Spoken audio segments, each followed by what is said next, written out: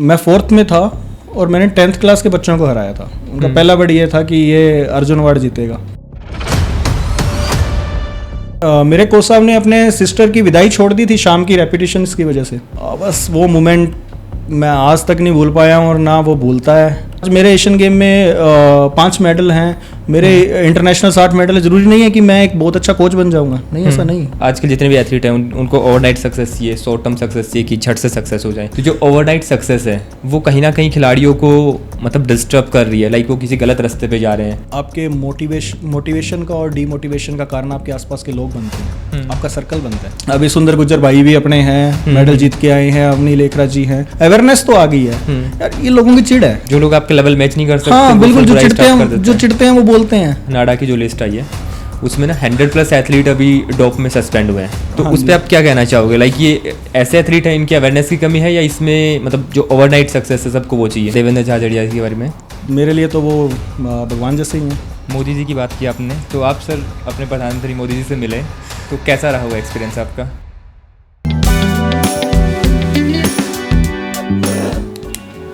Hello Navdeep, Ram Ram ji, Ram Ram. Navdeep, I am proud of you.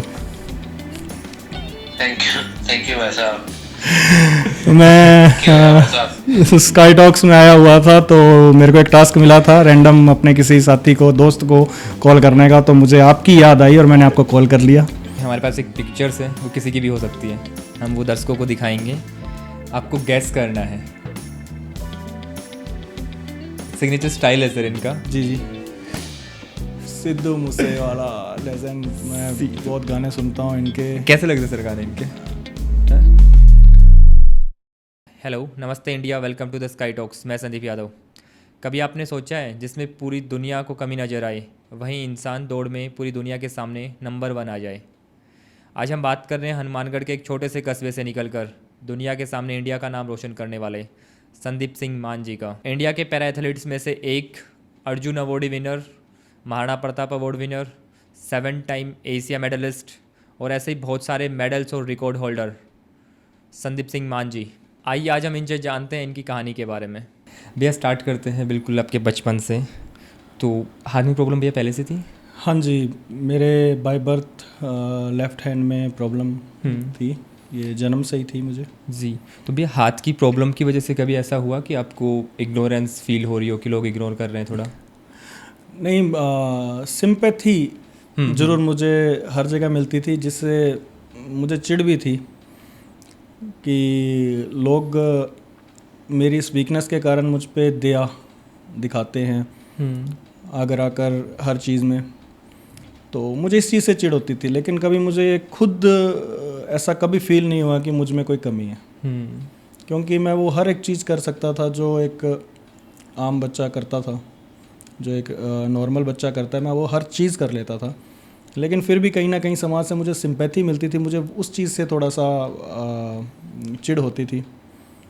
जब हम गांव जाते थे, अपने ननिहाल जाते थे, तो अक्सर लोग देखकर, हाथ को देखकर सिंपैथी जाहिर करते थे और वो भगवान को बोलते थे कि इतना अच्छा शरीर दिया, इतना सुंदर लड़का दिया और ये क्या कमी छोड़ दी। तो तब थोड़ा बहुत फील होता था कि यार भगवान ने सच में कोई कमी छोड़ी है। वो चुभता होगा भैया कभी कभी?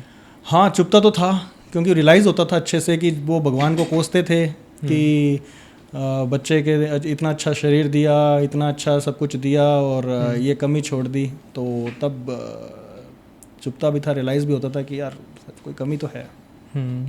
कब सोचा लाइफ में, किस मोड़ पे आपको लगा कि अब मुझे एक प्रोफेशनल एथलीट बनना चाहिए?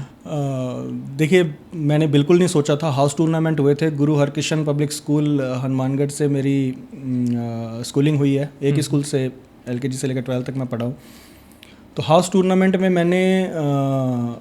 मैं 4th में था और मैंने 10th क्लास के बच्चों को हराया था। तो मुझे आज भी मैगज़ीन पड़ी है मेरे पास और उसमें मेरे सारे मेडल्स लिखे हुए हैं। गुरु हरकृष्ण स्कूल की मैगज़ीन मैंने संभाल के रखी है, वो हर साल प्रिंट होती थी।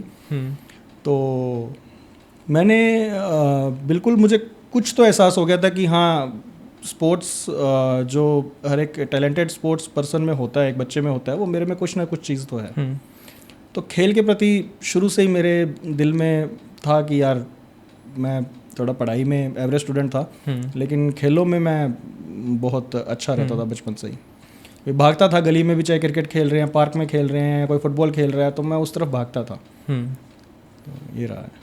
तो भैया कभी लाइक सोचा बचपन में कि आगे चल के मेरे को इंडिया को रिप्रेजेंट करना है, आज जो इंडिया को आपने दिया है, जितने मेडल आपने नहीं, दिए मैंने कभी नहीं सोचा था जब तक मेरी मुलाकात देवेंद्र झाझड़िया भाई साहब से नहीं हुई थी। ये भी एक मज़ेदार कहानी है। मैं ऐसे ही फुटबॉल खेल रहा था ग्राउंड के अंदर, और वह हनुमानगढ़ में जेवलिन थ्रो की प्रैक्टिस करते थे। आर.डी. सिंह कोच साहब हैं, मेरे दादाजी भी लगते हैं, द्रोणाचार्य अवार्डी है उनके पास।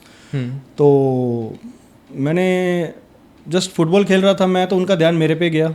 मेरा उन्होंने हाथ देखा, खुद वो पैरालंपिक्स में ताज़ा 2004 में गोल्ड जीत कर आए थे एथेंस पैरालंपिक्स में। तो उन्होंने मुझे देखा तो और बोले कि यार को साहब लड़के में स्पीड अच्छी है, फुटबॉल खेल रहा है और उसके हाथ में भी है। तो कोच साहब ने मुझे अपने पास बुलाया, अभी पंजाबी में बोला, हाँ अभी किदा मुंडा है। तो मैंने कहा जी मैं सरदार अवतार सिंह मान का पोता हूँ। क्या अच्छा वो मास्टर जी है जो? मैंने कहा हाँ जी। क्या ठीक है, चल जा तो खेल। तो शाम को कोसा दादाजी के पास कोच साहब की कॉल आ गई थी कि ऐसे ऐसे करके आपका बच्चा है, और मुझे तो पता ही नहीं था, अपने इतने पुराने दोस्त हैं, एक गांव से हैं, और तू बस मुझे ये दे दे देवेंद्र को, ये बच्चा सौंप दे और हम इसे कामयाब करेंगे। तो तभी जब 2-4 दिन दादाजी उनके पास लेके गए और उनकी बातें सुनी तो सपना सच गया था। उनका पहला वर्ड ये था कि ये अर्जुन अवार्ड जीतेगा। बस वो दिल में छप गया था कि अर्जुन अवार्ड जीतेंगे, हाँ जी को सब जीतेंगे। अभी भी आपने बताया देवेंद्र झाझड़िया जी के बारे में, तो देवेंद्र झाझड़िया जी आपको क्या लगता है उनका रोल कितना बड़ा है आपकी लाइफ में? क्योंकि एक आपका मेंटोर भी हैं, एक बड़े भाई भी, एक दोस्त भी हैं। मैं सब कुछ मैं एक्सप्लेन नहीं कर सकता उनका रोल मेरी लाइफ में क्या है, बट जो मैं आज हूँ तो सब उन्हीं की वजह से हूँ। कि इतनी मतलबी दुनिया के अंदर भी मुझे नहीं पता कैसे उन्होंने मुझे देखा और क्या उन्होंने सोचा और आज यहाँ तक मुझे लेकर आए। मेरे लिए तो वो भगवान जैसे ही हैं जी। क्योंकि जस्ट मैं आपसे एक क्वेश्चन करता हूँ कि भगवान, हम पूछते हैं भगवान से, हम किस लिए पूछते हैं, किस लिए? आपको मैं क्वेश्चन करना चाहता हूँ कि अपनी क्या इच्छाएं होती हैं? कि अपन जब भी सब, मेरे को लगता है जब भी हम किसी मुसीबत में आते हैं, किसी प्रॉब्लम में आते हैं, तब अपने को रास्ता नहीं दिखता, तब अपने को होता है कि हम भगवान को पूछते हैं कि हमें कोई रास्ता दिखाओ या हमारी हेल्प करो। बस मैं यही कहना चाहता हूँ कि जब मुझे कोई रास्ता नहीं दिखता तो मैं वहाँ कॉल लगाता हूँ या उनके पास जाता हूँ कि भाई मेरे ये चीज़ें है, और मुझे 100% सोल्यूशन मिलता है। हर चीज़ जो मैं सोचता था, मैं करता था, ऐसा नहीं था कि उन्होंने मुझे इस लाइन में लेकर आए और ठीक है हाँ लगा दिया, नहीं, उन्होंने मुझे फॉलोअप किया हर पैर पे। उन्होंने मुझे दिल्ली में रखा। Doctor Satyapal Singh athletics coach हैं, पद्मश्री, मेरे गुरुजी, जिनका पूरा योगदान है मेरी सक्सेस में, उनके पास रखा। और मेरे पास हमेशा उनका आना रहता था, देवेंद्र भाई साहब का, और वो चेक करते थे, हर हफ्ते मेरी परफॉर्मेंस रिपोर्ट लेते थे।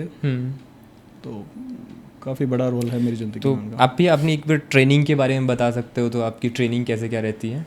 बिल्कुल, मेरी ट्रेनिंग बहुत टफ ट्रेनिंग कहा जा सकता है। मेरे कोच को एक टैग मिला हुआ है हिंदुस्तान में सबसे ज़्यादा वर्कआउट कराने वाले कोच साहब का।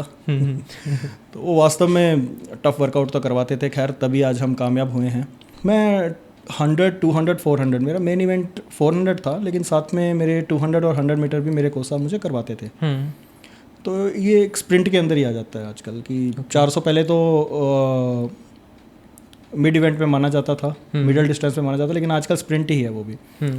तो मुझे स्प्रिंट वर्कआउट्स हमारे होते थे जिसमें हमारी वेट ट्रेनिंग्स रहती थी, स्प्रिंट्स रहती थी, हिल वर्कआउट्स रहता था, लॉन्ग डिस्टेंस पेस रनिंग भी रहती थी। तो इस दौरान कोच साहब हमारे एक शेड्यूल सेट करते थे, 3 महीने का परफॉर्मेंस बनाते थे, जिसमें ऑफ सीज़न होता था, मिड सीज़न होता था, फिर सीज़न आता था। तो हमारे कोच साहब सत्यपाल कोच साहब इस तरह से शेड्यूल सेट करते थे कि वो पूरे 1 साल का हमारा शेड्यूल तैयार कर देते थे। ओके।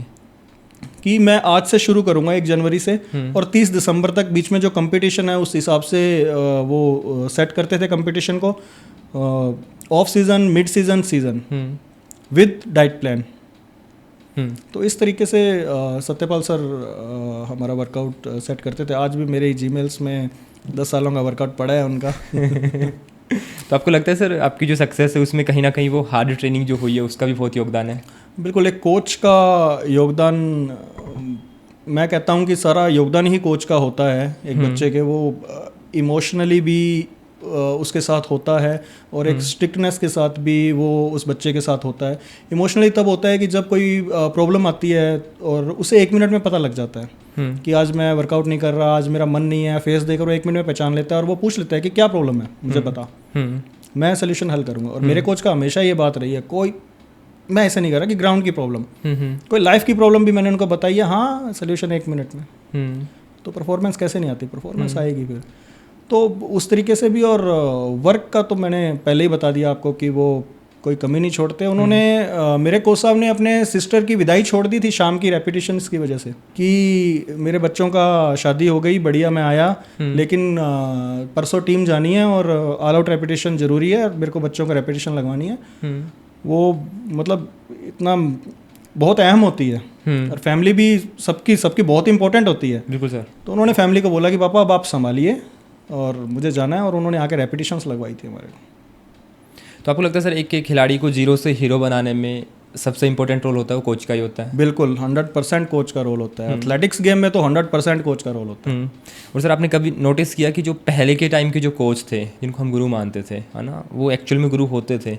अब जैसे जैसे टाइम बदल रहा है तो पहले वाले कोच भी नहीं मिलना, अब बहुत मुश्किल हो गया है कोच मिलना। देखिए, मैं कोई इस बारे में टिप्पणी नहीं करूँगा कि आज के कोचेज़ कैसे हैं, लेकिन मैं मेरी ज़िंदगी में सत्यपाल कोसा को मैं 2008 में मिल लिया था और अभी तक वो मेरे साथ हैं, मुझे वर्कआउट करवा रहे हैं। तो मैं यही कहूँगा कि मैं कोई डिफरेंसेस नहीं निकाल सकता आज के और पहले में, लेकिन मैं इतना जानता हूँ कि कोच जब एक एथलीट्स के साथ जुड़ता है तो वो बहुत दिल से जुड़ता है। बिल्कुल सर, वो बहुत दिल से जुड़ता है एक बच्चे के साथ, और सारी सक्सेस के पीछे कोच ही होता है। बट कहीं ना कहीं सर मुश्किल हो गया। अभी एथलीट बहुत हैं जो हार्ड वर्क भी कर रहे हैं, बट उनको कोई गाइड करने वाला नहीं है जो सही गाइडेंस दे सके कि आपको यहाँ पे ये चीज़ें करनी है। बिल्कुल, ये नॉलेज की बात होती है कि जैसा आपने कहा कोचेस काफ़ी होते हैं, लेकिन एक एक्सपीरियंस, हमारे जो कोच साहब थे उनका फील्ड में एक्सपीरियंस पुराना था। ये ज़रूरी नहीं होता कि आप ओलंपिक मेडलिस्ट में, ओलंपिक में आज मेरे एशियन गेम में 5 मेडल हैं, मेरे इंटरनेशनल 60 मेडल है, ज़रूरी नहीं है कि मैं एक बहुत अच्छा कोच बन जाऊंगा। नहीं, ऐसा नहीं। फील्ड एक्सपीरियंस होना बहुत ज़रूरी है।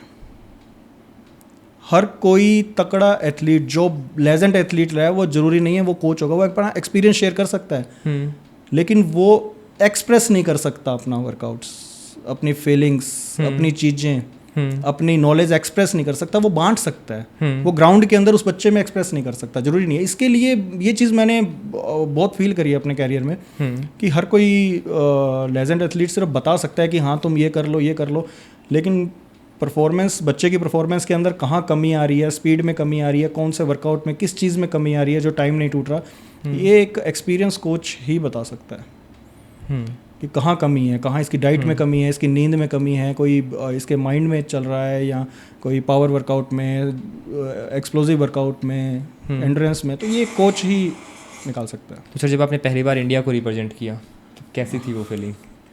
वो फीलिंग बहुत अच्छी थी। 2008 IWAS वर्ल्ड्स गेम बेंगलोर में हुए, मेरी किस्मत अच्छी थी। तो मैंने इंडिविजुअल 400 भी भागी, मैंने उसमें अपना बेस्ट किया और रिले में हमारा गोल्ड आया। क्या बात है। बस वो मोमेंट मैं आज तक नहीं भूल पाया हूँ और ना वो भूलता है। और भाई साहब, देवेंद्र भाई साहब भी मेरे साथ थे, मेरे कोच साहब भी मेरे साथ थे। तो बेस्ट मोमेंट था। मेरी उम्र भी बहुत छोटी थी, बड़ी छोटी उम्र में मैंने गेम शुरू किया था, तो वो मोमेंट नहीं भूलता है। जब सर हम इंडिया को रिप्रेजेंट करते हैं, मेडल जीतते हैं ना, जब हम सामने खड़े होते हैं, हमारा तिरंगा ऊपर जा रहा होता है, लाइक, तब आपको कहीं ना कहीं फील हुआ, जो फ्लैशबैक आया पीछे का जितना हार्ड वर्क हुआ कि आज मिला इसका रिजल्ट? मैं कहता हूँ नेशनल एंथम अभी बच जाएगा तो वो गूज बम्स हो जाएंगे और वही चीज़ याद आ जाती है। ज़िंदगी में ऐसी चीज़ें हुई हैं। अभी इंडिपेंडेंस डे पे गया था एक फंक्शन पे, तो फ्लैग अपने तो नेशनल एंथम के खड़ा हूँ और मुझे फीलिंग आ रही है कि मैंने गोल्ड मेडल जीता है और वही चीज़ चल रही है माइंड में, और वो सब चीज़ें, वो चीज़ें निकल ही नहीं सकती, बॉडी से नहीं निकल सकती, अपने माइंड से नहीं निकल सकती। जो वो पोडियम की जो यादें हैं ना, वो लाइफ टाइम मेरे को लगता नहीं निकल सकती। तो वही आ जाता है। तो सर एक चीज़ और है ना, जैसे मतलब आपको हाथ में प्रॉब्लम थी, फिर भी आपने उस चीज़ को मतलब जो अपनी कमी की तरह नहीं लिया, उसको एक स्ट्रेंथ बनाया, ताकत बनाया अपनी, है ना। आज के टाइम पे हम देखते हैं जो एथलीट है ना, जो बिल्कुल ठीक है, सब चीज़ें ठीक कर रहे हैं, हल्का सा सेटबैक नहीं हुआ कि थोड़ी प्रॉब्लम आती है वो डिप्रेशन में चले जाते हैं, तो उनको क्या कहना चाहोगे? बिल्कुल, आज कल की जनरेशन को मैं ये कहूँगा कि उनमें सब्र नहीं है। मतलब मुझे ऐसा लगता है, अब लगने लग गया, पहले तो मैं सुनता था कि ये आजकल लाइफ बहुत फास्ट होगी, सच में आजकल लाइफ फास्ट होगी। हम जिस दिन ग्राउंड में आए थे, हमें कोई टारगेट नहीं था हमारे पास, हमें ये था कि हमें खेलना है। आजकल जो बच्चा पहले दिन ग्राउंड में आता है, वो आगे कहता है भैया मैं ये टाइमिंग 50 सेकंड की कब जोड़ जाऊँगा। मतलब जो पहले दिन आया और वो ये पूछता 50 सेकंड में कितने दिनों में दौड़ जाऊँगा, मैं नेशनल का मेडल कब जीत जाऊँगा, मैं एशिया मेडल कब जीत जाऊँगा। हम ये चीज़ थोड़ी बता सकते हैं। अभी तो आप आए हो, आप वर्कआउट करोगे, आपको सालों साल लगेंगे, तब जाकर आप पहुंचोगे उस मुकाम तक। तो आजकल की जनरेशन में ये सबसे ज़्यादा है कि उन्हें क्विक चाहिए, क्विक। आपको लगता है सर ये जो ओवरनाइट सक्सेस है, हर एक एथलीट को ओवरनाइट सक्सेस चाहिए कि आज उसने गेम स्टार्ट किया, 1 महीने में इंडिया के लिए गोल्ड भी जीत जाए, 2-4 मेडल और भी जीत जाए, तो जो ओवरनाइट सक्सेस है वो कहीं ना कहीं खिलाड़ियों को मतलब डिस्टर्ब कर रही है, लाइक वो किसी गलत रास्ते पे जा रहे हैं। बिल्कुल, ये जो शॉर्ट टर्म सक्सेस भी कह देते हैं, वो आप जो वर्ड यूज़ कर रहे हैं ओवरनाइट सक्सेस, बिल्कुल ये मैंने अपने कैरियर के अंदर देखा है। बहुत सारे खिलाड़ी हैं जो गलत मेडिसिन का यूज़ करते हैं और उनको ये लगता है, प्रॉब्लम्स होती हैं, मैं मानता हूँ कि एक खिलाड़ी जो होता है वो एक मीडियम फैमिली से होता है, उसको प्रॉब्लम्स होती हैं, उसकी फैमिली से प्रेशर होता है, घर पे बाप बीमार है, बहन की शादी करनी है, खुद के भी सपने हैं, सब कुछ सजाना है, लेकिन उस चीज़ की तरफ जाते जाते वो कुछ गलत स्टेप्स उठा लेते हैं। कई बार सक्सेस करने के चक्कर में वो ऐसे गलत स्टेप्स उठा लेते हैं, पर उनको ये नहीं पता कि ये कितना नुकसानदायक है उनकी ज़िंदगी के लिए। ये चीज़ें वो नहीं जानते हैं। इस बॉडी का कोई बैकअप नहीं है कि आज हमें कोई चीज़ रिएक्शन करगी या हमें ख़राब करगी तो हम उसका कुछ बैकअप प्लान रखेंगे कि हमारी बॉडी हमें बता दे रही कि भाई अब ये होने वाला है। नहीं, कोई बैकअप नहीं है। वो चीज़ें बहुत नुकसानदायक है, हद से ज़्यादा नुकसानदायक, और ये मैंने बहुत बच्चों में देखा है। आजकल जितने भी एथलीट हैं उनको ओवरनाइट सक्सेस चाहिए, शॉर्ट टर्म सक्सेस चाहिए कि झट से सक्सेस हो जाए। आपको लगता है कहीं ना कहीं ये सोशल मीडिया की वजह से भी है? हर चीज़ का अगर बेनिफिट्स है तो नुकसान तो है ही। और सोशल मीडिया तो एक ऐसी चीज़ है जो कोई टैलेंट नहीं देखती, वो किसी को भी रातों रात उठाकर कहाँ पहुँचा देती है। 100% ज़रूरी नहीं है। तो कहीं ना कहीं कोई भी एक चीज़ होती है तो उसका कोई एक फैक्ट नहीं होता, उसके 1000 फैक्ट्स होते हैं, उन सबको मिलकर वो चीज़ घटित होती है। बट लगता है सर ऐसे कि जैसे सोशल मीडिया पे हम किसी भी एथलीट को देखते हैं, जैसे आप हमने संदीप जी को देखा कि सोशल मीडिया पे देखा, हमने देखा संदीप जी ने अभी स्टार्ट किया, उसके बाद मेडल जीते, तो संदीप जी ने जो स्ट्रगल किया, जो हार्डवर्क किया, वो वहाँ पे नहीं दिख रहा। तो हम सिर्फ सोशल मीडिया पे संदीप जी की सक्सेस को देख रहे हैं और हमें संदीप जी बनना है क्योंकि हमें एथलीट ज्वाइन किया कि मेरे को संदीप जी की तरह मेडल जीतने हैं, मेरे को ये करना है, वो करना है, और हम उस सोशल मीडिया से इन्फ्लुएंस होकर हम झट से चाह रहे हैं कि हमें मेडल चाहिए अगले साल ही। यहाँ तो साथी जानते हैं, यहाँ कोच जानता है, और सबसे ज़्यादा इंसान खुद जानता है। हाँ बिल्कुल, आज चीफ गेस्ट जाते हैं, आज बड़े बड़े अवार्ड्स मिल रखे हैं, और भी अवार्ड्स मिलते हैं, तो लोगों को लगता है कि ऐसे ही है, पर ऐसा नहीं है। एक और बात है, बड़े बड़े खिलाड़ियों को लगता है, आज मैं इस माध्यम से बताता हूँ, बड़े खिलाड़ियों को लगता है पैरा अच्छा। तो सर ये जो मेंटालिटी क्यों है लोगों में?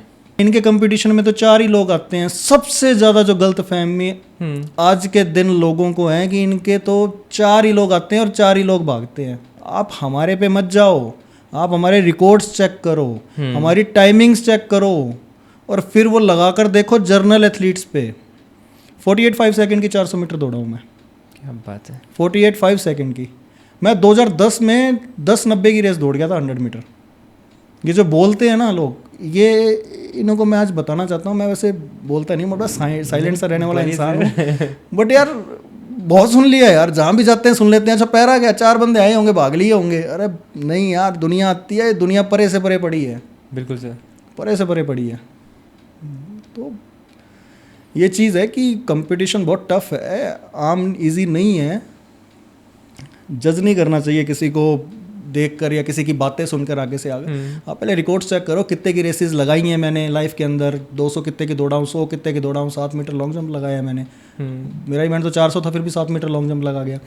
आज भी सारे सर्टिफिकेट्स हैं, सारे ऑनलाइन रिकॉर्ड हैं आईपीसी की साइट्स पे। सब चीज़ ऑनलाइन पड़ी है आजकल, तो ऑनलाइन का ज़माना है। आजकल तो है ही नहीं कि अपने मुंह से बोलेंगे या सर्टिफिकेट दिखाएंगे। और इंटरनेशनल पैरालंपिक कमेटी की साइट्स पे आज भी वो रिकॉर्ड पड़े हैं, तो आप चेक कर सकते हो हमारी टाइमिंग्स। और उस टाइमिंग में आप किसी एक्सपर्ट से पूछेंगे तो वो यही बताएगा कि हम इस कंडीशन में होते, अगर ये रेस भागे हैं तो अगर हम ठीक होते तो हम और बेहतर करते। 100% sir, 100%, no doubt about. But sir आपको लगता है ये जो चीज़ें जो लोग बोलते हैं कि पैरा है 4 लोग भागे होंगे, तो ये लगता है आपको कि अवेयरनेस की कमी है अभी भी इंडिया में पैरा गेम्स के लिए? नहीं, अवेयरनेस तो आ गई है। 2016 में जब 4 मेडल आए, देवेंद्र झाझड़िया भाई साहब ने रिकॉर्ड के साथ मेडल जीता। अभी सुंदर गुज्जर भाई भी अपने हैं, मेडल जीत के आए हैं, अवनी लेखरा जी हैं, है ना। अवेयरनेस तो आ गई है यार, ये लोगों की चिढ़ है। जो लोग चिढ़ते हैं वही बात बोलते हैं। जो लोग आपके लेवल मैच नहीं कर सकते, हाँ वो बिल्कुल, फिर जो बुराई चिढ़ते start कर हैं देते वो बोलते हैं। हाँ कि यार ये पैरा वाले क्या हर जगह आ जाते हैं, क्यों भाई?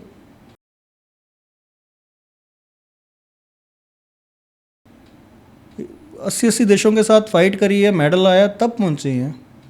वर्ल्ड चैंपियनशिप में 100+ कंट्रीज के साथ फाइट करी है, मेडल जीता, तब पहुंचे हैं। 100% सर, 100%। यार तो ऐसे नहीं बोलना चाहिए और ऐसे नहीं भी करना चाहिए कि 4 सुनते रहते हैं, कहीं भी चले जाते हैं, अलग फील्ड के लोग होते हैं वो बोल देते हैं, हम चुप कर जाते हैं, कोई बात नहीं यार, क्या ही हो जाएगा। बट गलत है ये, लोगों को अवेयर होना चाहिए कि कंपटीशन टफ है आज के दिन। आप आके देखोगे, अभी वर्ल्ड चैंपियनशिप थी, आके देखना चाहिए था। आप देखोगे, रिकॉर्ड्स चेक करोगे, बहुत बहुत हाई है रिकॉर्ड्स। क्योंकि आजकल देखते हैं हम कि सब कुछ सही होते हुए भी अगर हल्की सी प्रॉब्लम हो जाती है, लोग डिप्रेशन में चले जाते हैं, ये हो गया वो हो गया। और अपनी मतलब एक कमी है उसको ताकत बना के देश के लिए मेडल जीतना, ये बहुत बड़ी बात होती है।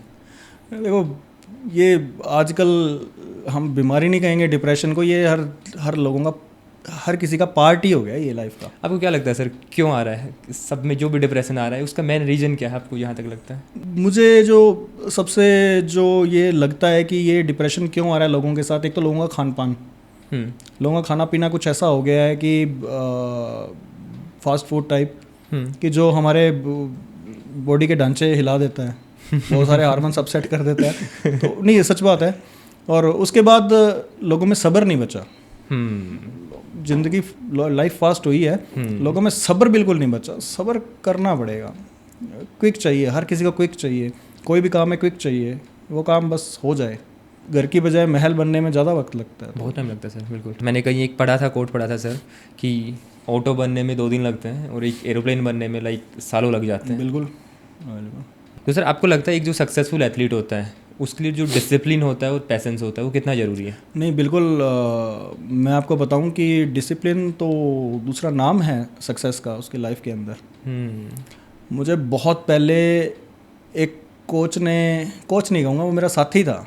हाँ जी। उसने एक बात कही थी कि कोच का डेडिकेशन, खिलाड़ी की मेहनत और डिसिप्लिन तीनों चीज़ मिल जाए ना तो वो गोल्ड में कन्वर्ट होती है।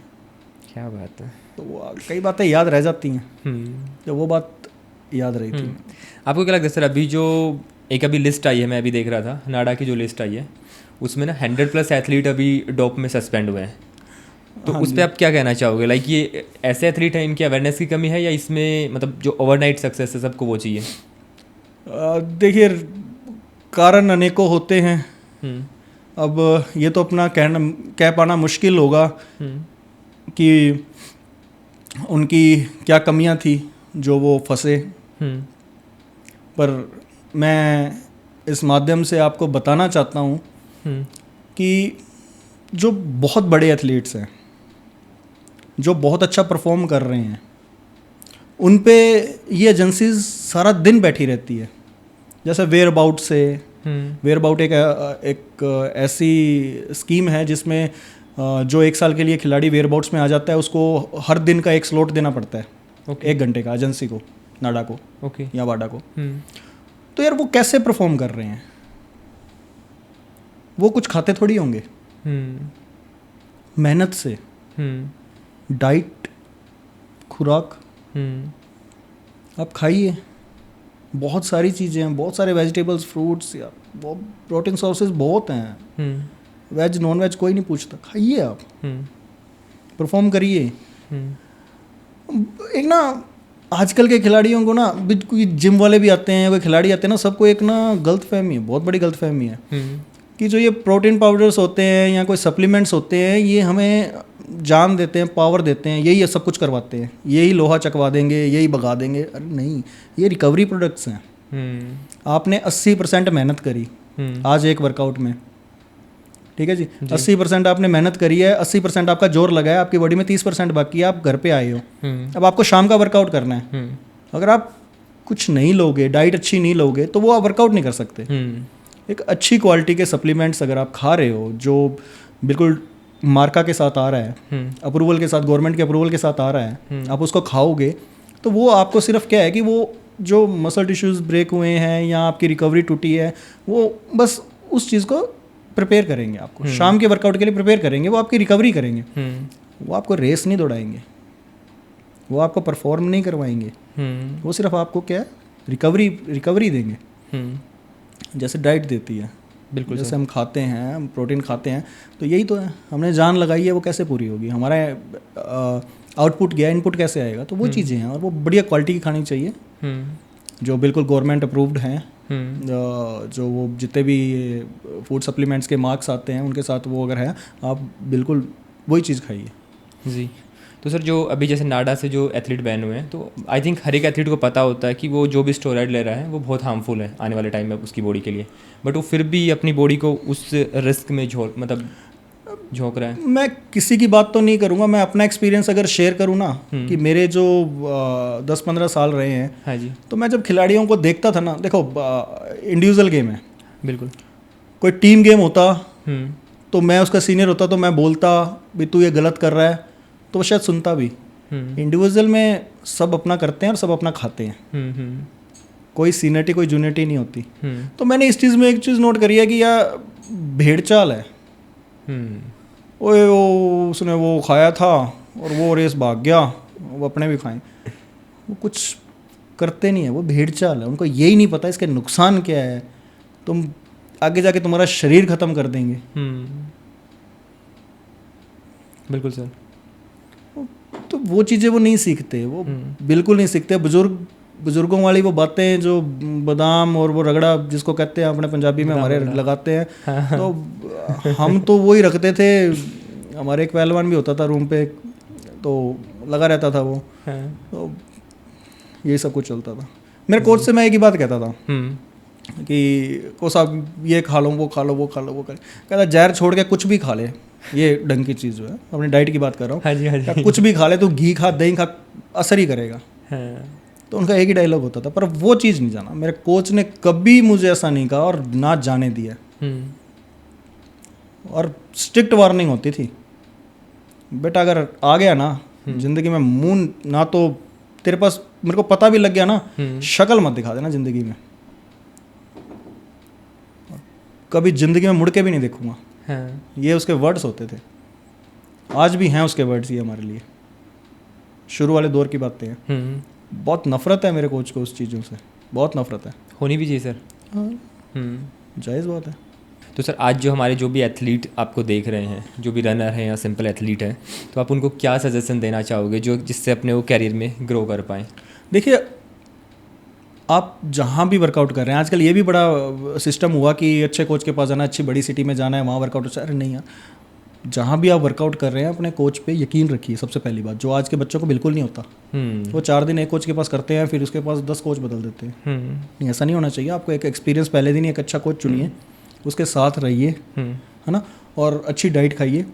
परफॉर्मेंस ऐसे नहीं है कि अच्छी सिटी में अच्छी चीज़ों के साथ निकलेगी, नहीं, परफॉर्मेंस कहीं भी आ सकती है। आपका वर्कआउट, आपकी डाइट, सब चीज़ें बराबर होनी चाहिए, आपकी मेहनत में दम होना चाहिए। परफॉर्म आप कहीं भी कर दोगे। ये मेरा एक्सपीरियंस है। देवेंद्र झाझड़िया जी ने, भाई साहब ने 2004 में जो वर्ल्ड रिकॉर्ड के साथ एथेंस ओलंपिक में गोल्ड जीता था, हनुमानगढ़ में ट्रेनिंग करी है उन्होंने। हनुमानगढ़ में पीजी कॉलेज में, NMPG कॉलेज में। तो आप एक्सक्यूजेस नहीं दे सकते ना, ये बात है। तो सर ये हमारा एक सेगमेंट है द अनफिल्टर्ड स्काई।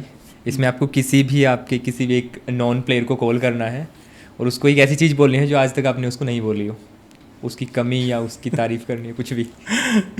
ठीक है, चलिए लगाते हैं अपने कॉल। जी, किसको लगा रहे हैं सर अपन? मैं कॉल करता हूँ हाँ, और सभी को मज़ा आएगा, दर्शकों को भी मज़ा आएगा। Hello Navdeep. Ram Ram Ram ji, Ram Ram. Navdeep, I am proud of you. Thank you भाई साहब। तो मैं भाई साहब स्काई टॉक्स में आया हुआ था, तो मेरे को एक टास्क मिला था रैंडम अपने किसी साथी को, दोस्त को कॉल करने का। तो मुझे आपकी याद आई और मैंने आपको कॉल कर लिया।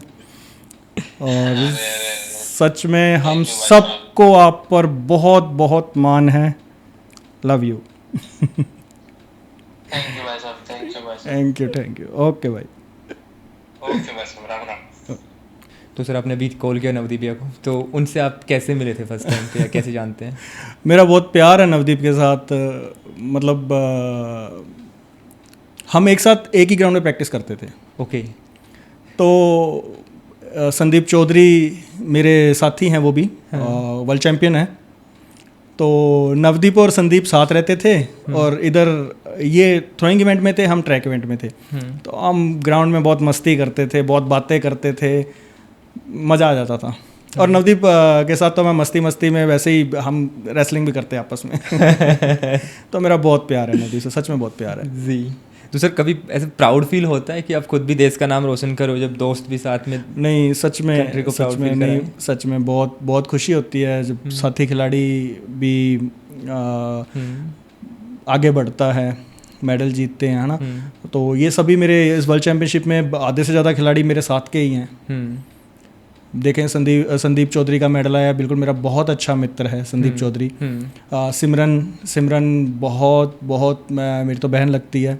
और मेरे साथ भी उसने वर्कआउट कर रखा है ना।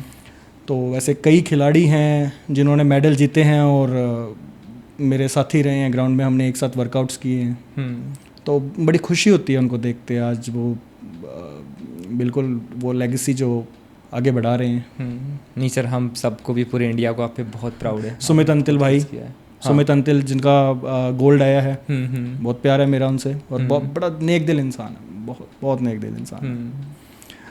मतलब बड़ा कौन है जो अपने पास बैठे इंसान को छोटा फील ना होने दे। बिल्कुल सर। और वो सुमित की बहुत बड़ी खासियत है, वो कभी फील नहीं होने देता। तो ये सब साथी हैं, एक परिवार है। ऐसा लगता है कि नवदीप ने भी 1 घंटे नहीं बजने दी, पहले ही फ़ोन उठा लिया। यही प्यार है। नवदीप सर, हम आपको रीच आउट करेंगे, अगला गेस्ट आपको भी होना है। बिजी है अभी साहब। सर एक सेगमेंट है हमारा द अनफिल्टर्ड स्काई, उसमें हमारे पास एक पिक्चर्स है, वो किसी की भी हो सकती है, हम वो दर्शकों को दिखाएंगे, आपको गैस करना है कि वो कौन हो सकता है। आप मतलब हिंट हम देंगे, आप सिर्फ वो करो ना। चलिए, मज़ा आएगा। तो ये है पहला, ठीक है जी।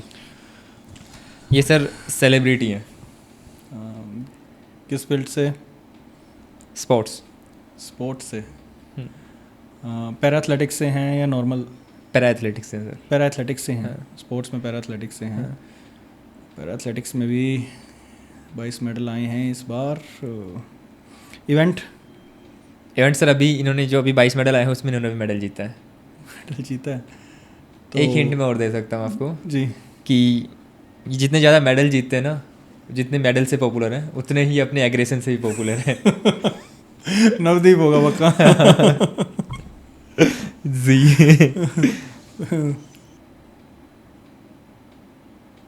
हाँ जी सर, ये भी सेलिब्रिटी है। सेलिब्रिटी स्पोर्ट्स से हैं? नहीं सर, ये स्पोर्ट्स से नहीं है। ये स्पोर्ट्स से नहीं है तो किस फील्ड से हैं? ये सर बॉलीवुड से। ये तो चैप्टर के बाहर का सवाल आ गया। तो ये बॉलीवुड से हैं, तो बॉलीवुड से हैं तो हीरो हैं, हीरोइन? हीरो है सर, सिंह साहब है। सिंह साहब है? हाँ, सिंह साहब।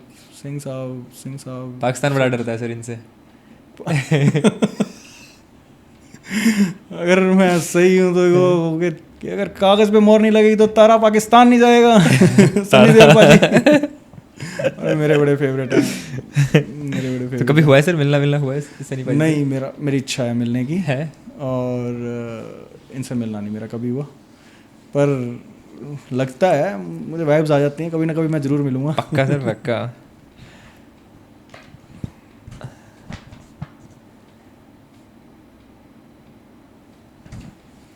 जी बताइए सर, सेलिब्रिटी है सर ये भी? सेलिब्रिटी हैं। और ये किस फील्ड से हैं? ये सिंगर है। सिंगर हैं? आपके पड़ोसी मेरा- हैं। मेरे पड़ोसी हैं। और मेरी बेसिकली मेरे हनुमानगढ़ से भी कई सिंगर हैं और सेलिब्रिटी हैं, और मेरे जान मित्र तो नहीं कहूँगा, मेरे को जानते हैं वो। हाँ। तो सिंगर हैं, सेलिब्रिटी हैं, तो मैं कुछ हिंट ही मांगूंगा आपसे। जी, मैं इनके एक सिग्नेचर स्टाइल है सर इनका। जी जी। सिद्धू मूसेवाला लेजेंड, मैं बहुत गाने सुनता हूँ इनके। कैसे लगते सर गाने इनके? हाँ? मैं मिल नहीं पाया ज़िंदगी में इनसे, बस ये है बात, मेरी इच्छा थी।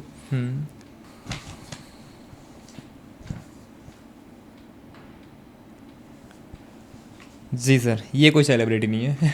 सेलिब्रिटी नहीं है? नहीं, लेकिन ये सेलिब्रिटियों के पास होता ज़रूर है। मतलब ये सबके पास होता है, लाइक सेलिब्रिटी हो, आम आदमी हो, सबके पास एक चीज़ है ये। कोई चीज़ है? हाँ, चीज़ है सर ये। सबके पास, आम लोगों के पास? सबके पास सर, आपके सबके पास भी है, मेरे पास भी है, इनके पास भी है। मतलब जो भी देख रहे हैं ना दर्शक, उन सबके पास भी है। मोबाइल। तो सर हम एक रैपिड फायर खेलते हैं, जिसमें आपके जो पैरा ओलंपिक के जितने भी खिलाड़ी जिन्होंने आपके साथ टाइम बिताया है, आपको उनमें से बताना है कौन कैसा है। ठीक है? बिल्कुल। जी, best high jumper? Praveen. Best sprinter? Simran. Best javelin thrower? Devendra Jhajharia. Present का sir? Sandeep Chaudhary. Funny nature? Sandeep Chaudhary. Angry? Angry Devendra वैसा। सर ऐसा कोई जो जिसको आप फ़ोन करते हो और सबसे पहले डर लगता है कि फ़ोन पे ज्ञान देगा? अंकुर दामा जी। ओके, और जिसको बिना सोचे समझे फ़ोन कर देते उठा के? देवेंद्र भाई साहब। ओके, महाबली सर? सुमित अंतिल। ओके, और जो सबसे ज़्यादा परेशान करते हो? कोच साहब, सत्यपाल सर। वर्कआउट बहुत करवाते थे। तो सर हम आपके बारे में जब रिसर्च कर रहे थे तो आपके सोशल मीडिया हैंडल पे भी देखा हमने, कुछ वीडियोज में भी देखा, तो मान साहब से टैग कर रखा है आपको। तो मान साहब के पीछे क्या स्टोरी है? ये स्टोरी ऐसे है कि मुझे सबसे पहले देवेंद्र भाई साहब ने मान साहब कहना शुरू किया। जी। तो कहीं भी घर पे या बाहर जब भी जाते थे तो वो मुझे इसी नाम से पुकारते थे कि मान साहब। तो मान साहब, आज मुझे मेरा जितना भी सर्कल है, रिलेटिव्स, फ्रेंड्स, लगभग सभी मान साहब ही कहते हैं। तो ये देवेंद्र भाई साहब ने दिया हुआ नाम है मेरा, मान साहब। तो बेसिकली कुछ ऐसे लोग भी हैं मेरे सर्कल के अंदर जो मेरा सच में नाम नहीं जानते। संदीप मान साहब से मुझे पहचानते हैं। बहुत भाई साहब का लगभग सर्कल, हमारे सर्कल में से ऐसे है कि जो मुझे मान साहब से ही पहचानते हैं। आप संदीप बोल दोगे तो वो कहेंगे संदीप कौन? क्या मान साहब? अच्छा, मान साहब। तो ये नाम मुझे देवेंद्र जाजड़िया भाई साहब ने दिया हुआ है, मान साहब। जी सर, आप अपने आप को और अपने करियर को एक वर्ड में डिफाइन करना चाहो तो क्या वर्ड होगा वो? मेहनत ही करी है, बहुत करी है। तो मैं यही कहूँगा कि मेहनती। जी। तो और सर आपको अगर चांस मिले, जैसे अपना जो पैरा स्पोर्ट्स है इंडिया का, उसमें अगर कोई चेंज करने का एक चांस मिला आपको, तो आप क्या चेंज करना चाहोगे? पैरा स्पोर्ट्स आज के दिन हिंदुस्तान में फुलफिल है। फिर भी एक चीज़ अगर चेंज करनी उसमें कुछ भी चेंज करने की ज़रूरत नहीं है, बिल्कुल फुलफिल है पैरा स्पोर्ट्स। आज पैरा स्पोर्ट्स बिल्कुल आसमान पे छू रहा है। क्या बात है। जी बिल्कुल सर। और था वक्त, कभी था वक्त, उस टाइम पे स्ट्रगलिंग टाइम भी रहा है, और कुछ सुविधाएं नहीं होती थी, बट आज पैरा स्पोर्ट्स के अंदर हर एक चीज़ है, और पैरा स्पोर्ट्स ऊंचाइयाँ, आसमान पे ऊंचाइयाँ छू रहा है हिंदुस्तान का पैरा स्पोर्ट्स। आज फॉरेन एथलीट्स भी खड़े होकर देखते हैं जो सुविधाएं और जो सब फैसिलिटीज़ हिंदुस्तान को मिलती है, आज वो देखते हैं। आज वो देखते हैं, और ये सच में जो बदला है ये, मैं यही मानूंगा कि जो हमारे आदरणीय प्रधानमंत्री मोदी जी, नरेंद्र मोदी जी, उन्होंने इतनी सुविधाएं दी हैं, स्पोर्ट्स को कहाँ से कहाँ ले गए हैं, वाकई। मोदी जी की बात की आपने, तो आप सर अपने प्रधानमंत्री मोदी जी से मिले, तो कैसा रहा वो एक्सपीरियंस आपका? मैं 2 बार मिला हूँ, 2016 में अर्जुन अवार्ड के टाइम पे, हाँ जी। और 2018 में हाँ। जब एशियन गेम से हम लौट कर आए थे। हाँ। तो बड़ी घबराहट थी, फिर जब उनसे मिले, उन्हें सुना तो रिलैक्स हुए। लेकिन मेरी लाइफ का बेस्ट बेस्ट बेस्ट वो पल था, जिसे मैं कभी ना तो अपनी तस्वीरों में भूल सकता हूँ, ना मैं अपनी मेमोरीज में भूल सकता हूँ। वो वाकई एक अचीवमेंट ही मानता हूँ मैं उसको। उनसे मिलना मुझे सौभाग्य प्राप्त हुआ कि उन्होंने हॉनर देश के लिए मेडल लेके आए हैं, अवार्ड ले रहे हैं और वो मिल रहे हैं। बहुत अच्छा टाइम, बहुत अच्छा टाइम था मेरे लिए। तो सर आपके करियर में बहुत सारे अप्स एंड डाउन आए होंगे, तो आप अपने आप को जैसे ही मतलब आप अप्स एंड डाउन में डिमोटिवेट होते हो, तो मोटिवेट किस टाइप से करते हो? लाइक क्या ऐसी चीज़ है जो आपको मोटिवेट करती है वापस से सेटबैक करने के लिए? देखिए, आपके आसपास के लोग आपको आपके मोटिवेशन का और डीमोटिवेशन का कारण आपके आसपास के लोग बनते हैं, आपका सर्कल बनता है। आपके आसपास पॉजिटिव पर्सन्स हैं जो आपको हर हालत में आपको वो सपोर्ट करते हैं और पॉजिटिव बातें कहते हैं, तो आप पॉजिटिव रहोगे, आपका कमबैक बहुत ईजिली होगा, अच्छा होगा। अब आप अगर नेगेटिव सर्कल के अंदर हो तो वो आपको ट्रैक से उतारेंगे। मैंने एक कभी अभी जिक्र करूँगा कि मेरी ज़िंदगी के अंदर मेरी किस्मत इतनी अच्छी है, मैं ये मानता हूँ कि मुझे बहुत महान, जिनको मैं कहता हूँ कि एक वर्ड यूज़ करता हूँ, लेजेंड लोग मिले हैं मुझे मेरी ज़िंदगी में।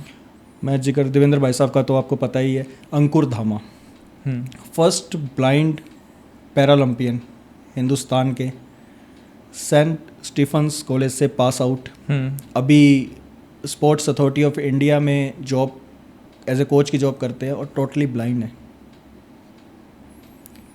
और मैं कहता हूँ कि मुझे मेरी ज़िंदगी के अंदर हर पैर, उस इंसान के पास मेरे हर सवाल का जवाब है। और वाकई में, और मैं जैसे मैंने कहा था, मेरे कोच डॉक्टर सत्यपाल सिंह पद्मश्री हैं, वो भी सेम इंजरी से, कोसा जैसे मैं बोल देते थे, कोसा दर्द, अरे कोई बात नहीं, दर्द ठीक हो जाएगा, हाँ तो सही 100 मीटर लगाएगा देख तो तेरा दर्द जाता। तो मेरी ज़िंदगी में उनका मोटिवेशन बहुत रहा है, तो वो मुझे बहुत अच्छे से समझते थे हैं। तो सर आपका बहुत ही एक सक्सेसफुल करियर रहा है, तो अगर आप अपनी सक्सेस का श्रेय देना चाहोगे तो किन किन को देना चाहोगे? कमियां रही हैं वैसे तो, मतलब इच्छाएं तो किसी की नहीं भरती, लेकिन फिर भी मेरी ज़िंदगी में अप डाउन्स के कारण मैं ये मानता हूँ कि थोड़ी सी कमियां रही हैं कि जो मेरी सक्सेस को और बढ़ा सकती थी, मेरे अचीवमेंट्स को और बढ़ा सकती थी, क्योंकि मेरे रिकॉर्ड्स बहुत तगड़े रहे हैं, पर मैं मेडल्स में उनको कन्वर्ट नहीं कर पाया। मेरी लाइफ के अंदर कोच तो होते ही हैं। मेरी लाइफ जैसा कि मेरे आसपास के लोग भी बोलते हैं, 2 पिलरों पे डिपेंड है। मेरे दादाजी, मेरे ग्रैंडफादर सरदार अवतार सिंह जी मान और देवेंद्र झाझड़िया भाई साहब, दोनों पिलर हैं मेरी ज़िंदगी के, और इन पे मेरी ज़िंदगी टिकी हुई है। तो मैं यही मानूंगा कि ये 2 पर्सन्स मोस्ट जी इम्पोर्टेंट रहे। अभी सर आपने बात करी दादाजी की, है ना, तो दादाजी की जो लाइन थी कि आप अर्जुन अवॉर्डी बनोगे, तो वो आपको लगता है कि वो लाइन आपको मोटिवेट करती रहती थी हर बार? बिल्कुल, मतलब ऐसा था कि एक चीज़ और भी थी कि मेरे दिमाग में अर्जुन अवार्ड को लेकर इतनी ज़्यादा, मतलब उसी चीज़ की दिमाग में बैठ गई थी कि मुझे जीतना है, मुझे मेहनत करनी है, मुझे मेडल्स जीतने हैं, अर्जुन अवार्ड लेना है ना। और जब मुझे अर्जुन अवार्ड मिला, कहीं ना कहीं मैं, मतलब ऐसा लग रहा था कि सब कुछ पूरा हो गया। मेरा ध्यान हट गया था, आगे कोई एम था ही नहीं मेरे पास। मुझे ऐसा लग रहा था कि अब यार मेरी बॉडी खुद कहती थी कि यार बस ठीक है, मिल गया जो चाहिए था। वो कहते हैं ना कि जब भी कोई एम करो तो बड़ा करो, तो मैंने सिर्फ अर्जुन अवार्ड एम कर लिया था। खैर, आउटस्टैंडिंग अचीवमेंट्स मेरे एशियन गेम में 2010 में भी मेडल था, 14 में भी 2 मेडल थे, एशियन चैंपियनशिप में मेडल थे मेरे 2 सिल्वर, और जिसमें एशियन चैम्पियनशिप में लगभग 40+ कंट्रीज़ आई थी, एशियन गेम्स में तो आती हैं। तो अचीवमेंट्स मेरी रही हैं। उसके बाद 18 में भी मेडल आया मेरा एशियन गेम में। लगातार तीनों एशियन गेम्स में मेरे मेडल रहे हैं। पर जो मैं मेन बात बार बार कर रहा हूँ कि मेरी जो टाइमिंग्स रही हैं वो मेरे रिकॉर्ड्स बहुत बेहतर रहे हैं जो सेट होते थे उस टाइम पे। बिल्कुल सर। बस उनको मैं ओलंपिक मेडल में कन्वर्ट नहीं कर पाया, ये मेरा जो एक सपना रहा है। जी सर, अपने कैरियर के कोई एक ऐसा मोमेंट जिसको आप हमेशा याद रखना चाहते हो और एक ऐसा मोमेंट जिसको आप भूलना चाहते हो? मेरा जो अर्जुन अवार्ड का टाइम था मैं उसे हमेशा याद रखना चाहता हूँ। जब मुझे वो दिया जा रहा था, मेरे कोसा और पापा मेरे साथ गए थे राष्ट्रपति भवन में, और एक तो नहीं है, एथलेटिक्स के अंदर ऐसे काफ़ी अप डाउन फॉल्स रहे हैं मेरे जिनको मैं नहीं याद करना चाहता, और बस यही है। जी, एक सर एक चीज़ और देखने को मिलती है ना कि जो भी एथलीट मतलब एक एथलीट बनने की तैयारी कर रहा है और उसको बहुत टाइम लगता है एथलीट बनने में। कभी कभी हम देखते हैं पेरेंट्स भी उस लेवल पे सपोर्ट नहीं कर पाते। पेरेंट्स को भी चाहिए कि हम 2 साल दे रहे हैं, अगर आप कुछ कर पा रहे हो ठीक है, वरना फिर वापस मतलब अपनी चीज़ों में लग जाओ। तो आप उन पेरेंट्स को क्या मैसेज देना चाहोगे? लैक ऑफ नॉलेज है ये। हमारे जो पेरेंट्स हैं आज के दिन हमारी फैमिलीज के, तो उनको ये लगता है कि खेल कूद आज भी फिजूल ही है।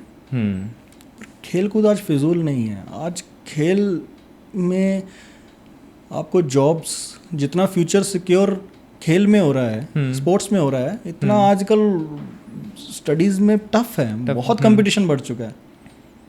बिल्कुल। स्पोर्ट्स के अंदर अगर आप अपने बच्चे को लगाते हैं और ख़ुद भी डेडिकेशन से फॉलोअप करते हैं, टाइम देते हैं उन्हें कामयाब होने का, तो बच्चा 100% कामयाब होगा। 100% सक्सेस टाइम मांगती है सर। बिल्कुल। तो सर अभी मैं रिसेंट में चेक कर रहा था सर, आपके जो अभी आप ताइक्वांडो भी खेलने लग गए, अभी वियतनाम एशियन उसमें चैंपियनशिप में आपके मेडल हैं, कुछ नेशनल गोल्ड भी हैं आपके। तो ये ताइक्वांडो कब से स्टार्ट किया आपने? ताइक्वांडो मैंने हाल फिलहाल में शुरू किया था।